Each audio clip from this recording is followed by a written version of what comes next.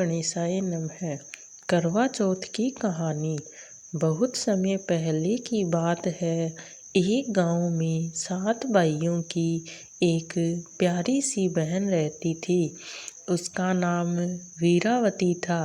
वह अपने भाइयों की लाडली थी। जब उसका विवाह हुआ तो विवाह के बाद उसने पहली बार करवा चौथ का व्रत रखा। सुबह से ही वीरावती ने कुछ भी नहीं खाया न पानी पिया। दिन भर उसने भगवान शिव और माता पार्वती की पूजा की, कथा सुनी और संध्या होते होते चांद निकलने का इंतजार करने लगी। दिन भर की भूख और प्यास से वह बहुत कमज़ोर हो गई थी। उसके 7 भाइयों अपनी बहन की हालत देखकर दुखी हो गए।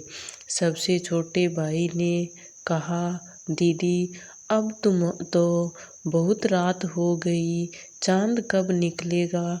बड़े भाई ने कहा, अगर हमने कुछ न किया तो हमारी बहन बेहोश हो जाएगी। फिर भाइयों ने पास के जंगल में जाकर एक पीपल के पेड़ पर दीपक जलाया, जिससे ऐसा लगा जैसे चांद निकल आया है। उन्होंने बहन को बुलाकर कहा, दीदी देखो चांद निकल आया है, अब तुम व्रत तोड़ लो।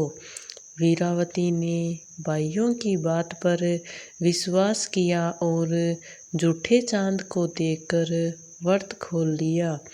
लेकिन जैसे ही उसने पहला निवाला मुँह में डाला तो अचानक बुरा संकेत हुआ।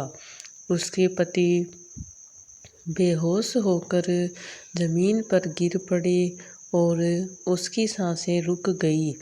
वीरावती जोर जोर से रोने लगी।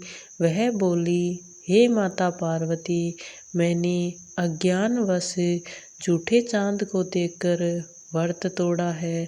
कृपा करके मेरे पति को जीवन दान दीजिए। माता पार्वती उसकी भक्ति और पश्चाताप से प्रसन्न हुई। उन्होंने कहा, बेटी यह तुम्हारी परीक्षा थी। यदि तुम वर्ष भर हर माह कृष्ण चतुर्थी का व्रत रखोगी तो तुम्हारे पति फिर से जीवित हो जाएंगे। वीरावती ने पूरे साल माता की आज्ञा मानी, हर महीने व्रत रखा। उस अगले साल करवा चौथ के दिन उसने सच्चे मन से व्रत किया। चांद के सही दर्शन के बाद व्रत खोला। उसकी श्रद्धा और भक्ति से माता पार्वती प्रसन्न हुई और उसके पति को फिर से जीवन दान मिला। यह थी प्यारी सी कहानी। अगर आप सभी को पसंद आई तो प्लीज़ मेरी वीडियो को लाइक करना, शेयर करना, सब्सक्राइब